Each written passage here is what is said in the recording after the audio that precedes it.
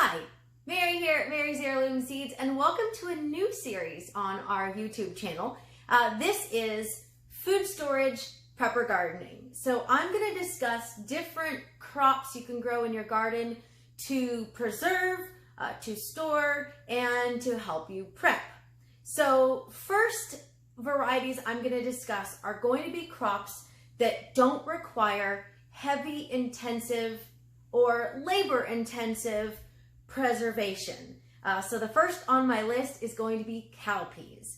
Now, cowpea is not a garden pea. It is more like a bean. It's a legume, but also it doesn't require a lot of effort to grow. It doesn't require a lot of amendments in your soil. And in fact, the greenery that's produced from a cowpea can be turned into green manure. We discussed in our cover crop video that cowpeas are one. So not only do these varieties, you can harvest the seeds to eat, but the greens can be turned back into natural organic matter for your soil. And bonus, they don't require any preservation like water bath canning or pressure canning in order to store long term. So we'll start with purple hull cowpeas, and later on in the video I'll actually show you in the garden of these growing. Cowpeas are super easy to grow. This particular variety I am ready to harvest at approximately 50 days, maybe 51 or 52 days, but it's a really good one. You can actually harvest the green bean and eat it raw or cooked, or you can wait to harvest the bean for the actual seed. So you can see the seeds are pretty cool. Super easy to grow. I'll also share with you how we harvest these later on in the video. These are some of my top favorites. Next up we have the ladyfinger southern pea, also a cowpea.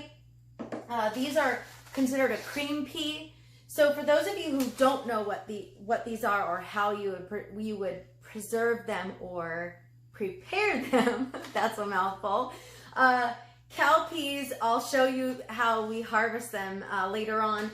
But cowpeas, once you have the dry pea, stores like a dry bean. So you're gonna put it in a glass jar or any sort of food storage container. You're gonna label it at what it is, and then you would use this as you would a dry bean. So you could cook it up in a pressure cooker. You can pressure can these fairly easily, or you can just heat them up on the stove with some water, or your favorite spices, of course. So the ladyfinger pea is a really good one. Again, easy to grow, pest tolerant. They love, love, love heat. So the cowpeas have done really well in our East Texas garden. Definitely a bonus. And then next we have knuckle purple hull pea. These are much bigger and firmer than the ladyfinger peas, but they're also going to cook up very similar. Later on, I'll have some videos on our recipes that we use for these, but first I just wanted to share with you what they look like, and now I'm going to show you what they look like in the garden. These are several of our cowpeas, specifically pink eye purple hull cowpeas. So you can see here we have the green bean. This can actually be harvested and eaten right off the plant like this, and it's a little more tender, similar to a green bean. And then you have the middle stage here where it is starting to turn purple, and then lastly you have this deep purple here, and that is what you're going to harvest. Or you can leave it on the plant and allow it to dry a little more and mature a little more before you harvest it. We're going to walk down this line here, and we have a whole bunch. Again, we have a much deeper purple here. That is the deep purple you want. Looks like we got some ants here every now and then. Not the worst thing I've seen in the garden, but you see again here, you have the green. This is nice and thick, and it's purple on the end, so it's about to turn purple.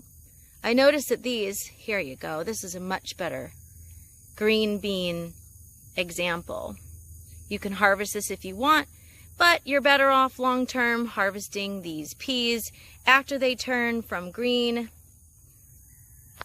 to purple.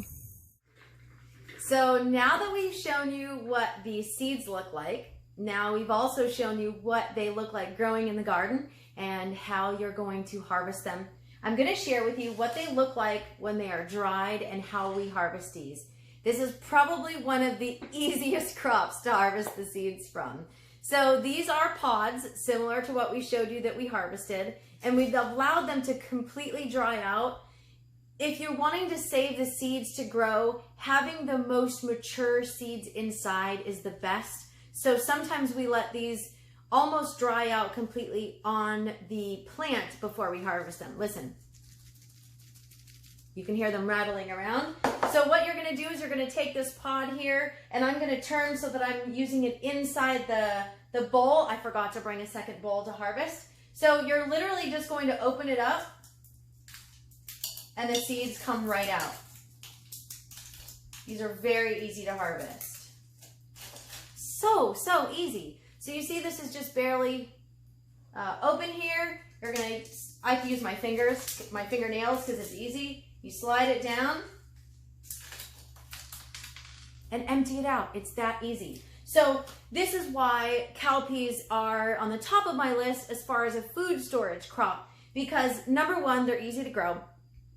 Number two, the greenery can be put back into the soil as green manure to add organic matter to your soil.